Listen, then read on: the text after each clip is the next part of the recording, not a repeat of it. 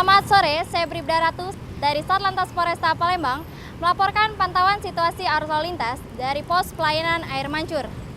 Situasi arus lalu lintas dari Jalan Jenderal Sudirman mengarah ke Jembatan Ampera terpantau ramai namun tetap berjalan lancar. Kami imbau kepada masyarakat yang akan melintas tetap jaga jarak aman Anda. Sebaliknya, dari Jembatan Ampera yang mengarah ke Jalan Merdeka terpantau lancar kondusif.